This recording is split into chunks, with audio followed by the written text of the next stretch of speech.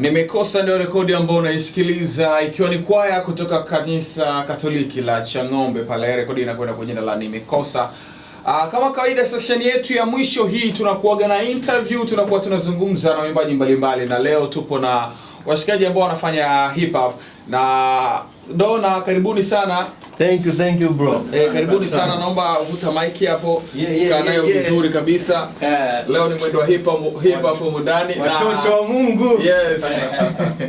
Sasa Dona, nakumbuka mara ya mwisho Leona naye hivi ni imepita miaka sasa hivi. Miaka miwili sasa, 2 years.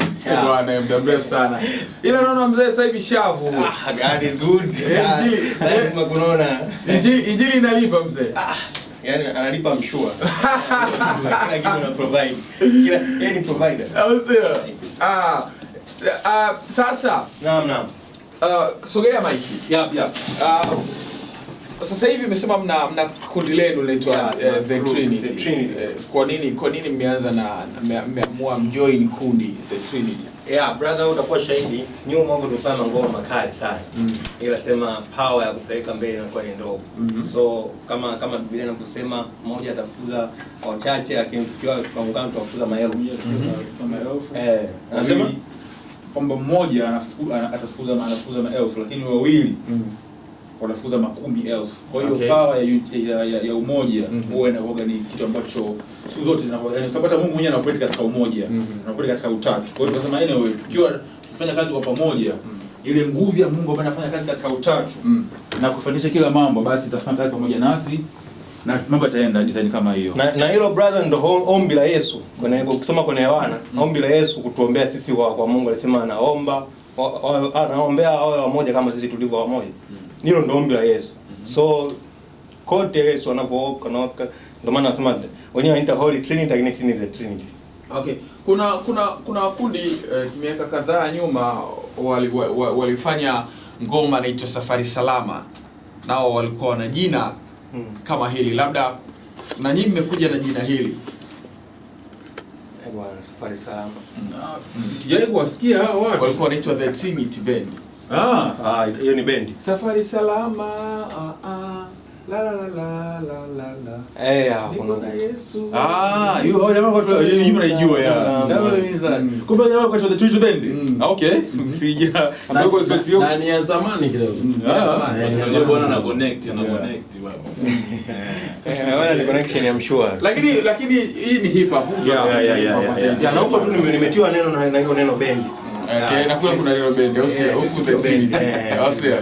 Bwana, kabla hatujafika mbali sana, mimi nataka tusikilize rekodi ambayo Dona alinipatia nikupendeze. Alafu najua baada ya kuisikiliza hii kuna mambo mazuri utakuja kuyafahamu zaidi. Tupo na Dona, bwana John Liao hapa. John Liao, Black Samaritan. Black Samaritan. Samaria Mweusi. Natamani kabla hujasikia kile angalau wajue kwamba kuna hip hop. Wajue kwamba kuna hip hop hapa ndani. Okay.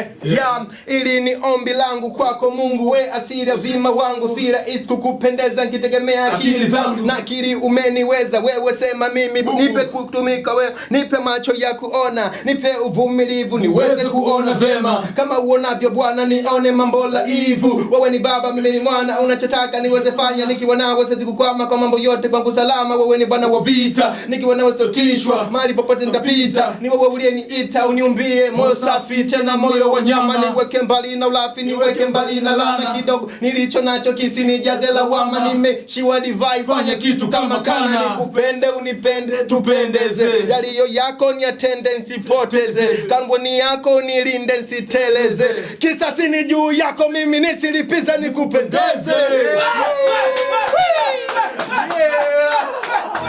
Unachosema niwezefanya, nikiwa nawe sote kukwama kwa mambo yote mambo salama. Wewe ni Bwana wa vita, nikiwa nawe sotishwa, mahali popote tapita. Ni wewe uliyeniita, uniumbie moyo safi tena moyo wa nyama, niweke mbali na ulafi, niweke mbali na laana, kidogo nilicho nacho kisinijaze lawama. Nimeshiwa divai, fanya kitu kama kana, nikupende unipende tupendeze, yaliyo yako ni tendency poteze, kamboni yako nilinde nsiteleze, kisasi ni juu yako mimi nisilipize nikupendeze. Nataka kikupendeze.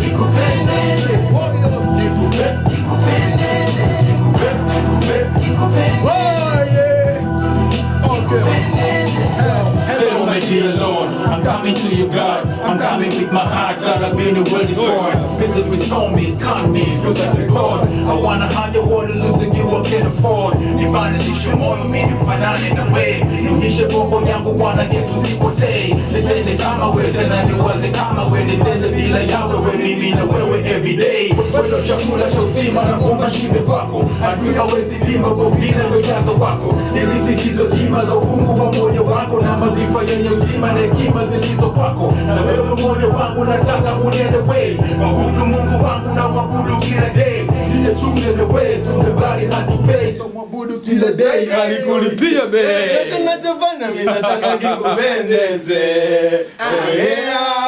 Chochote nachofanya mimi nataka kikupendeze. Kikupendeze. Hey! Kikupendeze. Kikupendeze. Hey! Kikupendeze. Utafanyika chochote. Bwana amefanya kitu kikubwa sana. Kitu kikubwa sana. Na hii chorus Kibonge aliandikiwa au yeye mwenyewe baada ya kusikiliza biti au mlimpa idea tu? Wakati anaingiza chorus sikuwepo, alikuwa aliawa ndo ajibu hilo. Actually jamaa anakuja na studio pale. Nilikuwa na mambo yangu mengine huko. Black anipigia simu, bwana unabidi uende studio leo, fanya unavyoweza, lazima uende studio leo. Bonga atakuwa studio. Nataka uende pale yani mkaamshe. Kwa umefika pale jamaa kanisilisha chorus anaweka nayo. Ile mimi nimesikia for the first time kama ndugu yangu. That's the chorus we need.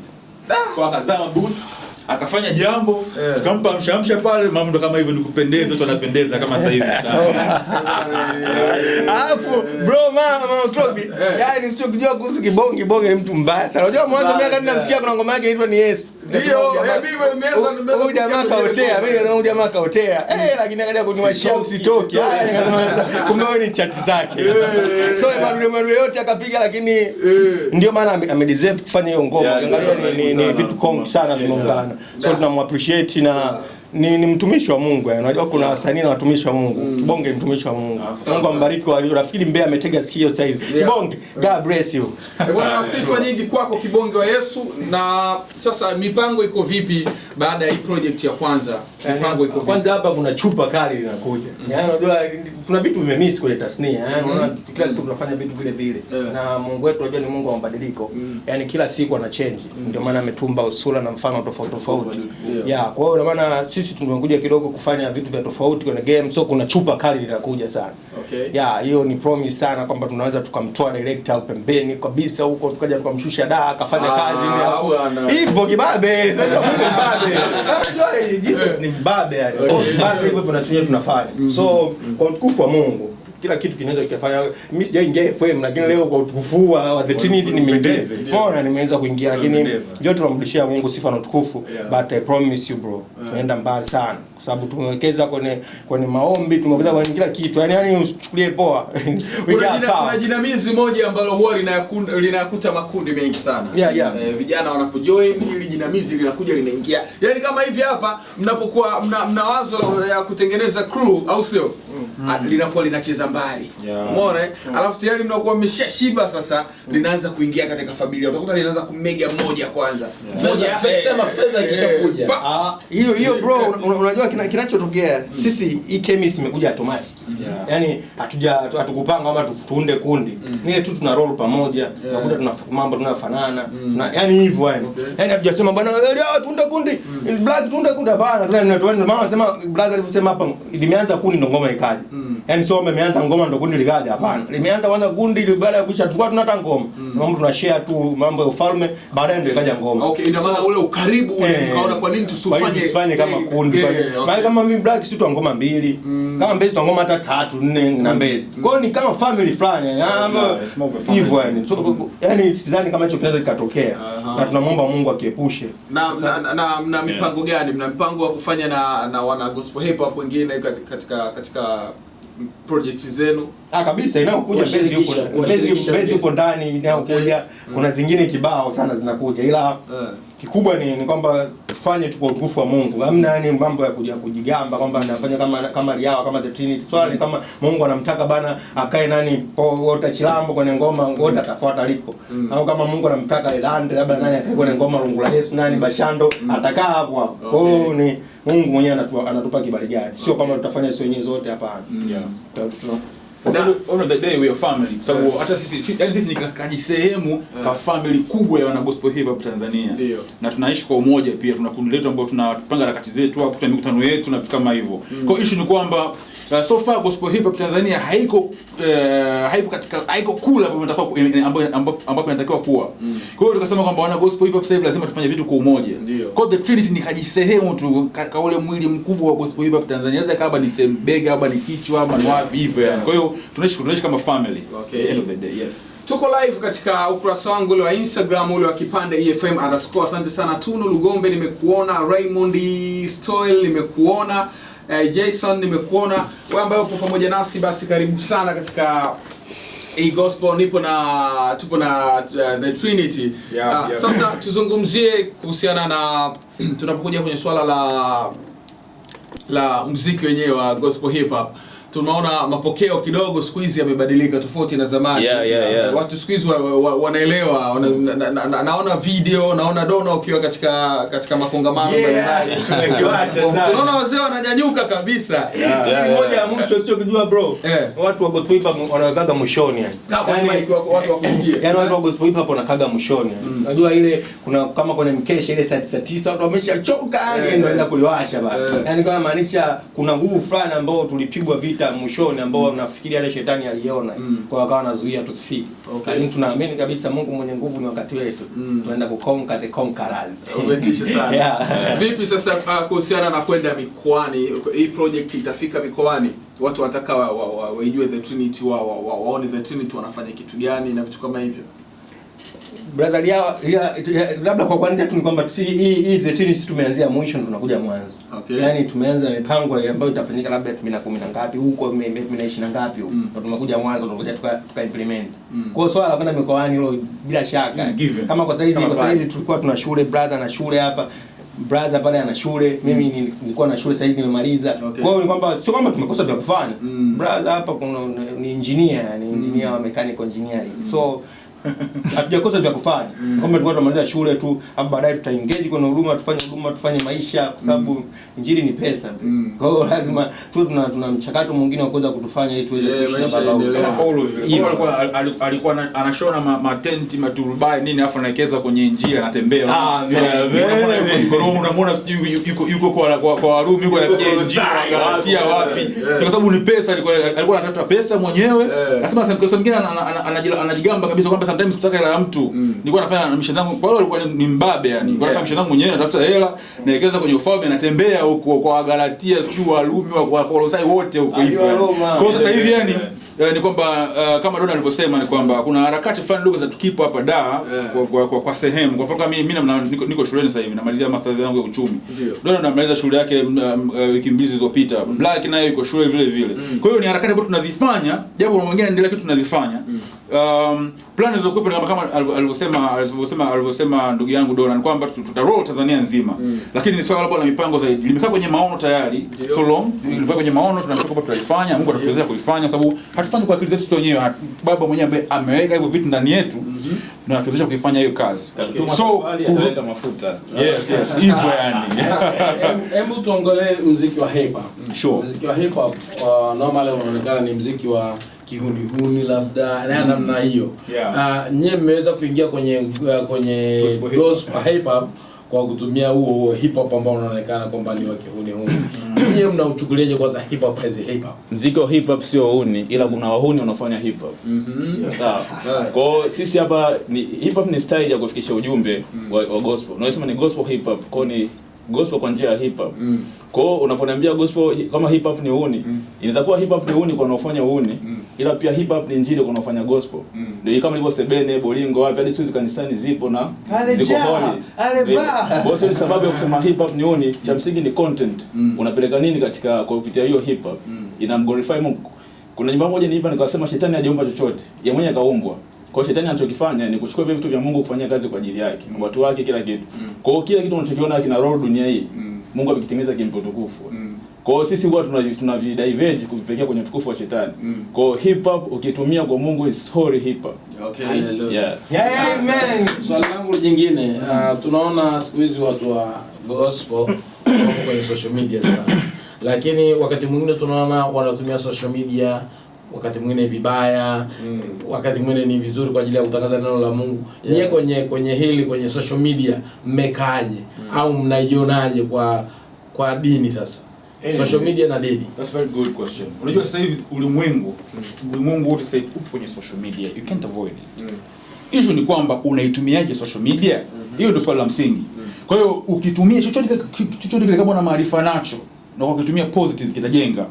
Kama hauna maarifa nacho ukitumia negative kwa sababu ya kukosa ufahamu au kusema kutokana na kile ambacho kimekujia ndani, then utaharibu. Kwa sababu siku zote huwezi kutoa kilichokuwa nacho. Kama ndani yako umejaa, Baba anasema kwamba mtu mwema katika hazina njema ya moyo wake anatoa mema.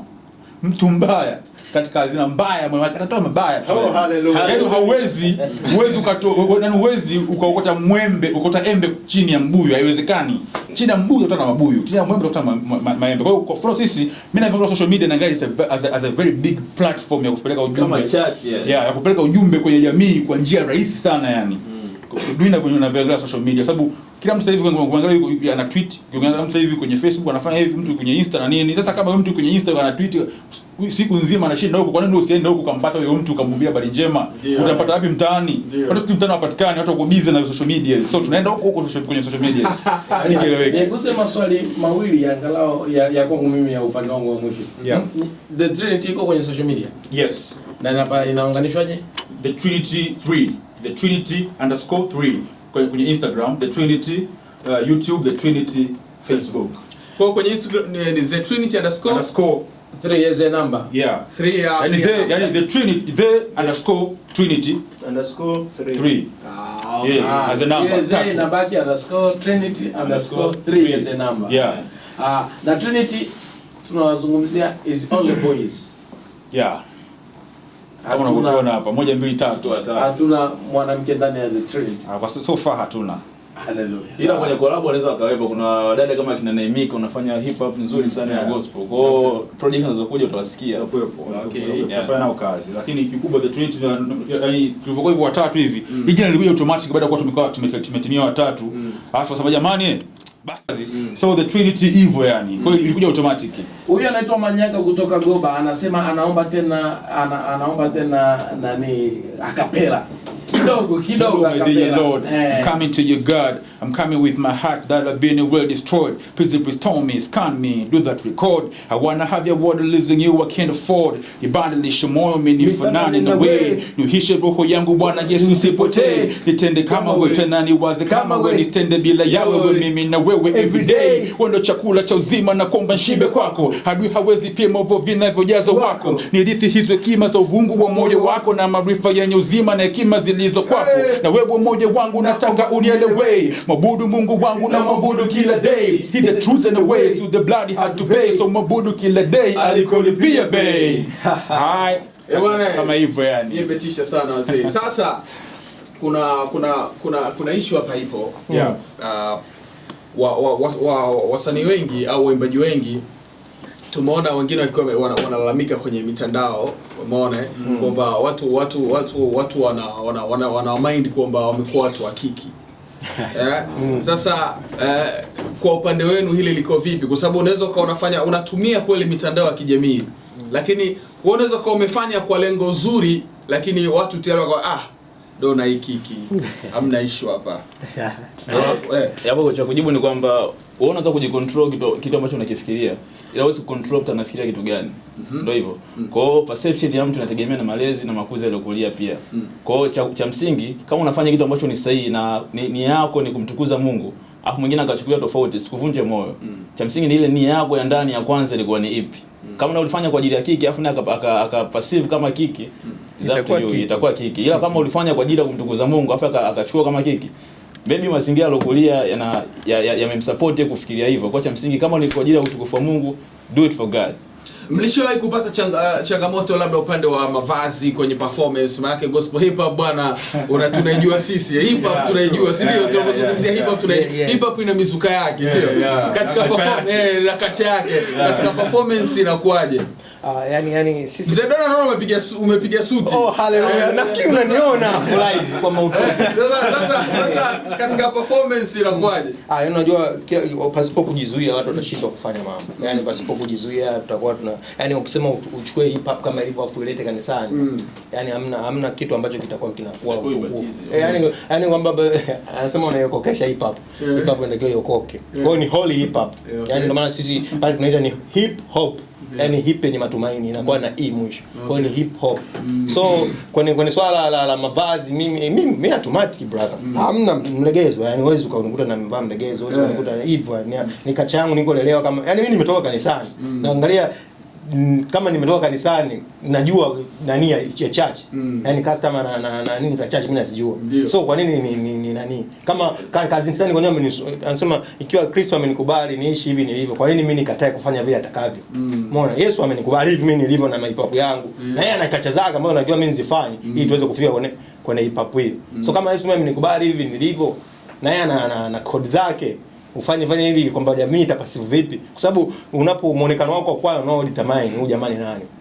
So sikatai kwenye hip hop watu wana vibe na nini, lakini kwenye swala la gospel hip hop kama the teenage nafikiri hiyo tumemwomba sana Mungu atuepushie. Yani ndio niweke mbali na ulafi, niweke mbali na laana. Kidogo nilicho nacho kisinijaze lawama.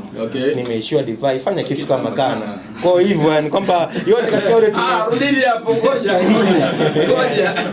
Mmetuacha yani tuko yani sisi tunatuka chini mmetuacha. Yani tumeshuka ngazi kwa haraka. Haya maneno yanataka yarudiwe. Yani hapa when we talking about hip hop tunaongelea content ya ngoma. Kama ukisikiza hip hop nyingi mara nyingi sana ukisikiza mwanzo unaweza kuona ni mizuka, lakini baadaye peke yako ukameditate unagundua kuna vitu fulani ambavyo vinaongelewa. Ndio hiyo kwenye huo mstari unasema ni fanya kitu kama kana. Yani kwamba anasema hili ni ombi langu kwako Mungu, wewe asili ya uzima wangu. Si rahisi kukupendeza nikitegemea akili zangu. Na akili umeniweza. Wewe sema mimi bubu. Nipe kukumbuka wema, nipe macho ya kuona, nipe uvumilivu. Niweze kuona vyema kama unavyo Bwana, nione mambo la hivi.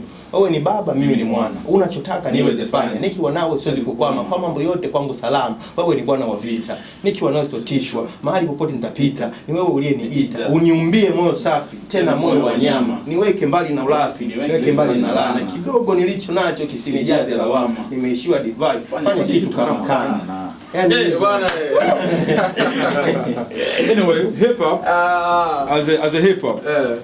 You know, ukija kufuatilia misingi ya hip hop, of course kuna misingi, kuna hip hop ina misingi yake.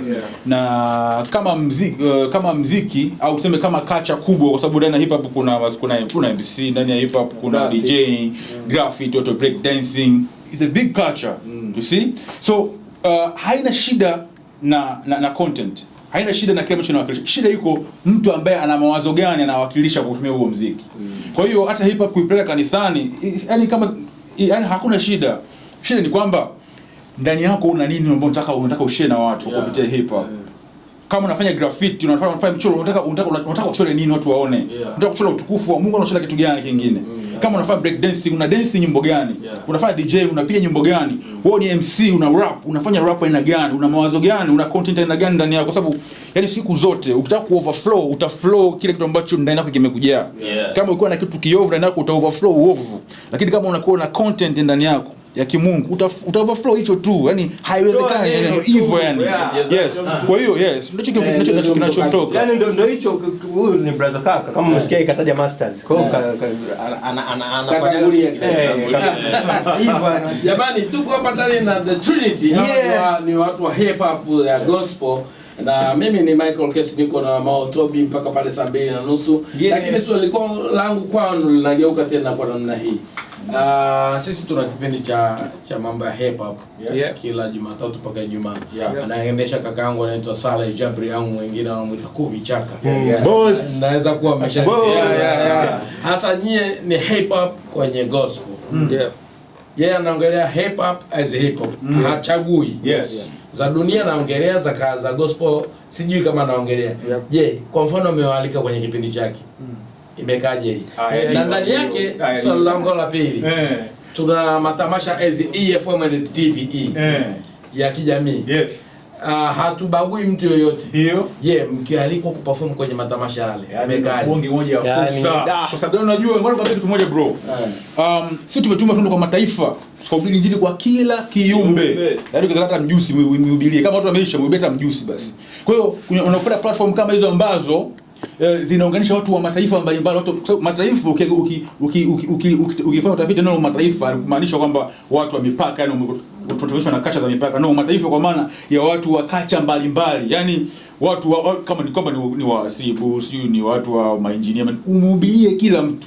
Kwa hiyo mataifa matamasha kama yanapokuja kwa sisi tuna passive kama a good platform kuhubiri neno la Mungu. Alafu kitu kingine, hata ukisoma Biblia, Yesu alikuwa hubiriwa aliokoka. Hapo akipita sokoni anapiga injili, akipita wapi anapiga injili, si kokote. Labda niweke hivi. Brother, mimi ni mkereketo sana wa Jabiri Saleh. Maana maanisha Fast Kinasa Koto mimi namwangalia sana. Yeye anafanya poa, alafu mwisho wa siku unafika wakati unawatamani. Kwamba azifu ningepitwa pale nipige gombo. Na hapo kama alivyosema brother, yani wewe ukiangalia mitaa huko anakaa Yesu, beach. Yani kama unapita beach, wale watu wa beach unaokutana nao wavuvi, yale maneno yao zile shombo hizo ndio Yesu alikuwa amekaa nazo. Maana unafika wakati kana malaya na nini vitu kama hivyo, hiyo ndio injili na ndio agizo la Bwana mkubwa kwa ndeni kuhubiri kwa kila mataifa. Yani mimi bro kuja kuhubiria wewe kanisani navua samaki aliyevuliwa. Yani nakuta wewe kwenye tenga nina kuchota na mimi nimekuvua. Lakini kuvua ambaye mvuvi anaenda baharini. Sasa huko kwenye Jabiri Saleh, huko kwenye nani, huko ndo kwenye watu. Sasa swali Michael alichokuwa anamaanisha. Michael, unajua hapa kuna vitu vinagongana. Kuna baadhi wakialikwa kwenye matamasha kama haya ambao tunasema ya kidunia, wanakuwa wazito kufika. Mchungaji kanikatalia au kanisa langu tanionaje? Yani anawaza nyuma huku, nitafikiriwa vipi nikienda kuperform pale. Umeona kuna hiyo picha hiyo inakuja. Na ndo swali la Michael alikuwa analenga hapo kwamba watu wana imani sana kwamba naenda pale najichanganya na watu fulani. Umeona? Lakini point ipo kwamba unapoenda pale wewe unaenda unawafuata wale ambao bado hawa na wale kule ndio unapopatikana sana. Kwa sehemu nyingine unapata wapi? Waje kanisani washikaji. Na brother unajua nini? Yani uwezi ukachukua tochi mchana. Yani uwezi ukachukua tochi mchana, yani unatembea na tochi. Sisi tumeambiwa sisi ni nuru. Yani na ili uonekane nuru lazima uwe kwenye giza. Uwe katikati ya giza. Yani hivyo yani ndio agizo. Yani tusipindishe. Sisi kama the Trinity. Kwa nini kuna hiyo kitu hapo? Yani bado kwa nini hiyo kitu ikoje brother? Baba anasema kwamba watu wangu wanaangamizwa kwa sababu kukosa maarifa. Angalia, wanaoangamizwa ni watu wake yeye, Mungu. Watu wake. Ina maana watu ambao wanamjua, watu ambao watoto wake ndio ambao wanaangamizwa kwa sababu wamekosa nini? Maarifa. Kwa hiyo kumbe watu ambao hawana maarifa, kwanza tunaanzia huku kanisani. Watu wengi hawana maarifa. Wanafikiri kwamba ukijichanganya na watu wa kawaida ni kwamba ndo baba anakuacha. No, wakati kimsingi opportunity ambayo ipo au opportunity kubwa ni kwamba unatakiwa ujichanganye na watu ambao hawamjui Mungu. Ndio. Ili uweze kuhubiri. Kwa sababu hawa watu ambao hawamjui Mungu, hawatimbe hata kanisani, hawaji kanisani, hawaji makongamano, hawasikilize pasta, hawana nini, hawana time na mambo kama hayo. Kwa hiyo inabidi wafuate kule walipo. Angalia Paulo alikuwa anawafuata, wanaenda Rumi.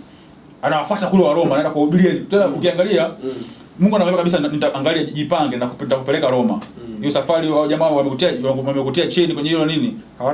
Hautakufa. Ila na kuandalia safari ya kwenda mpaka Roma kuhubiri injili. Hakuna mtu mwingine ambaye alifika Roma.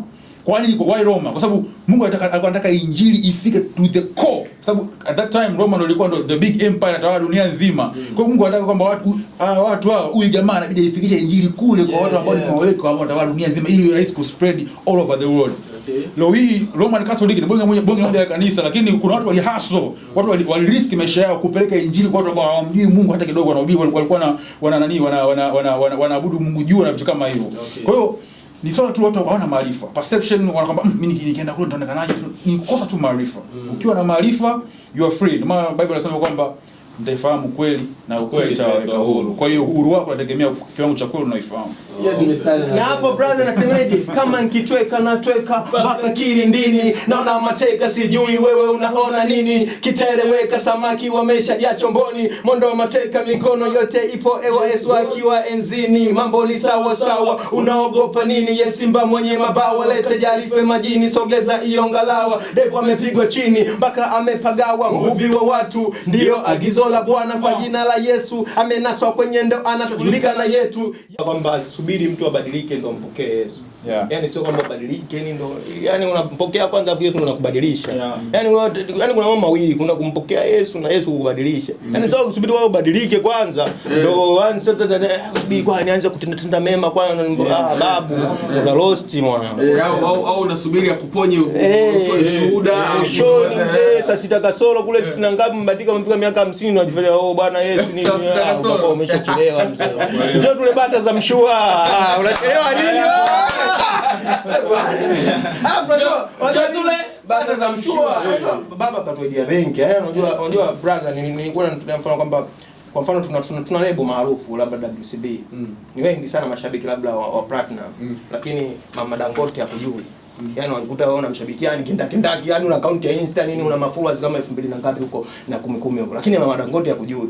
Lakini hii condition ya au mshua yani Yesu. Yaani ukimjua na kumwamini.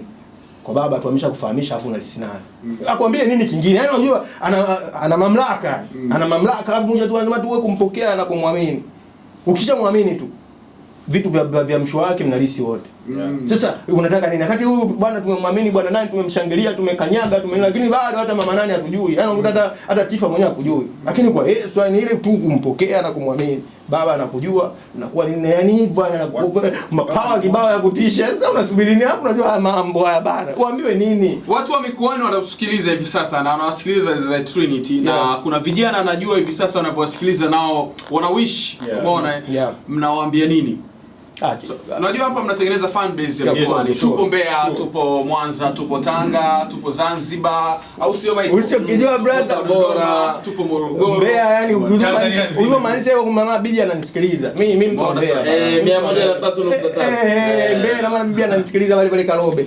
Kwa hiyo huyo ile nini Karobe kule wote tunakanyaga kina Kibonge.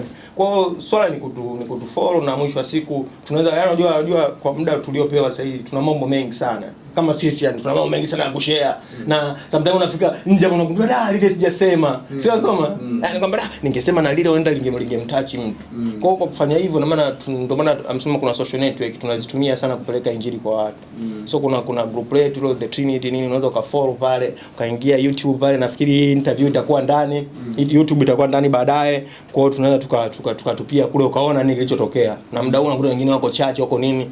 Baadaye unaweza ukatupitia ukamwona Mautobi nini alivyopenda hiyo chorus ya Kibonge, ukamwona pale za kesi nini alivyokiwasha huko ndani. Kwa hiyo unajua hivyo ni kwamba radio kuna mzuka fulani unaupata afu unatamani uone. So tutakutana huko kwenye mitandao yetu ya kijamii tuweze kufanya kitu kwa clear. Na kwenye YouTube Sambezi inapanda saa ngapi?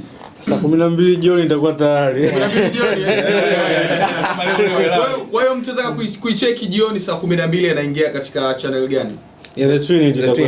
The Trinity. Ndivyo hivyo. Na audio yenyewe hiyo ipo kule. Kwa hiyo The Trinity hapo. Okay. Yaani ukutane kule yani. Au sio? Jamani saa 12 ndugu zake na mshua hawa. Wanasema kwamba tukutane kule. Kibabe. Hebu tutoe dakika chache labda kwa social media za yenu binafsi. Nje ya the_Trinity_3. Hiyo tuache kwenye Instagram. Tuguse za kwenu binafsi. Unaweza sijamwachia Mao aendelee kuuliza maswali. Nani kiongozi wenu kati yenu? Ya jamaa wanifanya mimi ni kiongozi kwa sababu tu yani nimewazidi majukumu na nini. Sio kwenye radio hapa. Atuzungumze kwenye radio hapa kwa leo. Yani issue ni kwamba ni mimi ni kama vile ni ndugu zangu. Na nimechukua hii kofia. Sio nimechukua nimepewa hii kofia. Kwa unyenyekevu. Kwa hiyo it's not more of kiongozi ila tu ni tunashauriana tu, lakini nimesimama kama ndugu zao, kama kiongozi wao kwa sehemu. Kusema na kingie juva tumpe uongozi jamaa kaoa bana, ana mke ana mambo fulani ambayo amepitia mtu mmoja pia. Unaona vitu hivyo. Kwa hiyo akasema leo wacha mimi muongoze katika mambo hili tuende sawa vijana. Basi ndio maana amesema kwamba amewazidi kwa kila kitu. Jamani, sisi tunawashukuru sana jamani. Tunashukuru sana. Big up sana, asanteni sana kwa kuweza kufika. Tunaamini next time project zingine pia zitafika hapa. Unajua brother, ni sio kusema hiki ndani nikishuka chini kitanilaumu sana. Brother unaamua tofauti sana. Mungu akubariki sana. Amina. Yaani unajua ni wakati naomba hii interview nilikuwa nawaza nasema kama nimechelewa. Unajua niliomba Alhamisi kama sio Ijumaa. Ndo ngoma imetoka ndo nikawa nimekutumia. Sasa kwa hali ya kawaida ni mtu Alhamisi, Ijumaa, Jumamosi, Jumapili mkaingia ndani. Sio rahisi. So tunachukulia kama ni neema na support kubwa na sio wenyewe tunahitaji sana support. Tuna vitu vingi sana vya kuambia watu.